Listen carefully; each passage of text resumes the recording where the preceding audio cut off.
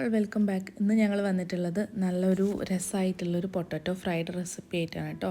ലഞ്ചിലേക്കൊക്കെ നല്ല രസമായിട്ട് കഴിക്കാൻ പറ്റുന്നതാണ്, കുട്ടികൾക്കൊക്കെ ഒരുപാട് ഇഷ്ടമാവും. അപ്പോൾ ഇതിൻ്റെ റെസിപ്പി ഉണ്ടാക്കാനായിട്ട് നമുക്ക് എന്തൊക്കെയാണ് ആവശ്യമുള്ളത് നോക്കാം.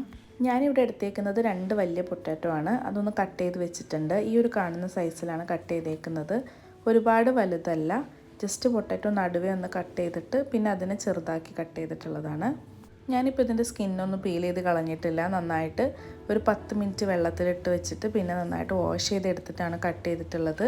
ഇങ്ങനെ സ്കിന്ന് പീൽ ചെയ്യാതെ കുക്ക് ചെയ്യുമ്പോഴത്തേനും പൊട്ടറ്റോ ഗ്യാസ് ഉള്ളവർക്കൊക്കെ കഴിക്കാം, ഗ്യാസ് ട്രബിളിൻ്റെ ബുദ്ധിമുട്ടുള്ളവർക്കൊക്കെ കഴിക്കാം എന്നാണ് ഞാൻ കേട്ടിട്ടുള്ളത്. അത് എത്രത്തോളം സയൻറ്റിഫിക്കലി പ്രൂഫ്ഡ് ആണെന്നൊന്നും എനിക്ക് അറിഞ്ഞുകൂടാ. എന്തായാലും നമുക്കിത് വെച്ചിട്ട് നമ്മുടെ റെസിപ്പി പ്രിപ്പയർ ചെയ്ത് തുടങ്ങാം. ഇതിങ്ങനെ ഒരുപാട് നേരത്തെ ഒന്നും കട്ട് ചെയ്യേണ്ട ആവശ്യമില്ല. നമ്മൾ കുക്ക് ചെയ്യുന്നതിന് തൊട്ട് മുമ്പായിട്ട് കട്ട് ചെയ്തെടുത്താൽ മതി. ആദ്യം തന്നെ ഒരു പാന് ചൂടാക്കി എടുക്കണം. നന്നായിട്ട് ചൂടായി വരുന്ന സമയത്ത് അതിനകത്തേക്ക് 2 ടേബിൾ സ്പൂണ് വെളിച്ചെണ്ണ ഒഴിച്ചു കൊടുക്കാം. വെളിച്ചെണ്ണയോ ഓയിലോ ഉപയോഗിക്കാം. വെളിച്ചെണ്ണയാണ് ഞാനിപ്പോൾ യൂസ് ചെയ്യുന്നത്. വെളിച്ചെണ്ണ നന്നായിട്ട് ചൂടായിട്ട് വരുന്ന സമയത്ത് അതിനകത്തേക്ക് 1 സ്പൂണ് കടുക് ചേർത്തിട്ട് കടുക് പൊട്ടി വരുമ്പോഴത്തേനും നമുക്കതിലേക്ക് കായം ചേർത്ത് കൊടുക്കാം. കായത്തിൻ്റെ പൊടി കയ്യിലുണ്ടെങ്കിൽ അതാണ് കുറച്ചും കൂടി ബെറ്റർ ആയിട്ടുണ്ടാവുക. ഞാനിവിടെ കയ്യിലില്ലാത്തതുകൊണ്ടാണ് ഒരു പീസ് കായം ചേർത്തത്. ഇനി ഇതിലേക്ക് ആവശ്യമായിട്ടുള്ളത് ഒരു 5-6 അല്ലി വെളുത്തുള്ളിയാണ്. ഞാനിവിടെ എടുത്തേക്കുന്നത് കുറച്ച് വലിയ വെളുത്തുള്ളിയാണ്. ഇതൊന്ന് ക്രഷ് ചെയ്തിട്ടോ കട്ട് ചെയ്തിട്ടോ ഇതിലേക്ക് ചേർക്കാം. ഞാനിപ്പോൾ നീളത്തിൽ കട്ട് ചെയ്തിട്ടാണ് ചേർത്ത് കൊടുക്കുന്നത്.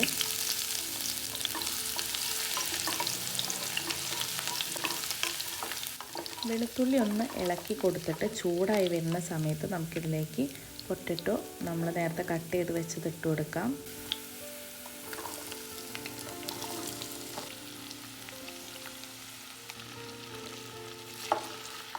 ഇതൊന്ന് ഇളക്കി കൊടുത്ത ശേഷം ഇതിലേക്ക് ആവശ്യമായിട്ടുള്ള ഉപ്പും കൂടി ചേർത്തിട്ട് നന്നായിട്ടൊന്നും കൂടി ഇളക്കി കൊടുക്കാം.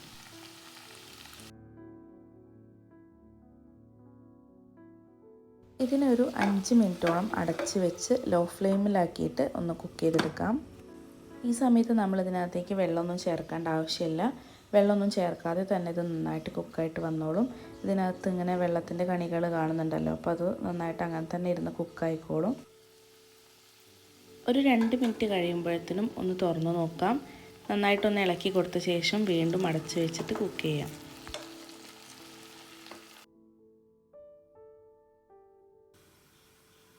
അഞ്ച് മിനിറ്റ് കഴിഞ്ഞിട്ട് ഒന്നും കൂടി തുറന്ന് നോക്കുമ്പോഴത്തേനും ഒരു 80% കുക്കായിട്ടുണ്ടാവും. ഇനി ഇതിലേക്ക് ആവശ്യമായിട്ടുള്ള പൊടികളൊക്കെ ചേർത്ത് കൊടുക്കാം. 1 സ്പൂൺ മുളക് പൊടി, 1/4 ടീസ്പൂൺ മഞ്ഞൾപ്പൊടി, 1 ടീസ്പൂൺ ചെറിയ ജീരകം ക്രഷ് ചെയ്തെടുത്തിട്ടുള്ളതാണ്, 1 ടീസ്പൂൺ ഗരം മസാലയും കൂടി ചേർക്കാം.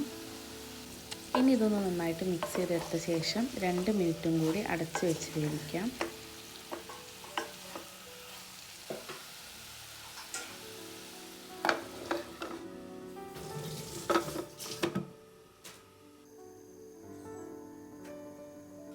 ഇനിയിപ്പോൾ തുറന്ന് നോക്കുമ്പോഴത്തേക്കും നല്ല പാകമായിട്ട് കുക്കായിട്ട് തന്നെ പൊട്ടറ്റോ കിട്ടും. നല്ലൊരു സ്മെല്ലൊക്കെ വരും ഈ സമയത്ത്.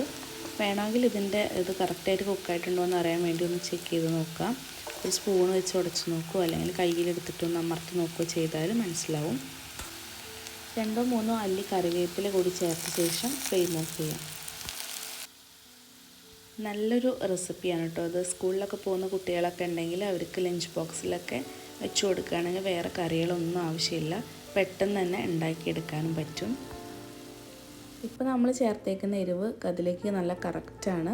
കൂടുതലും ഇല്ല, ഒരുപാട് കുറവുമില്ല.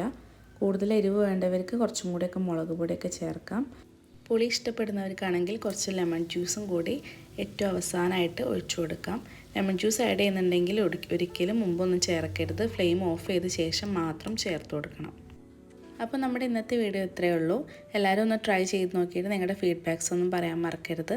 പുതിയ വീഡിയോ ആയിട്ട് നമുക്ക് വീണ്ടും കാണാം. Thank you for watching.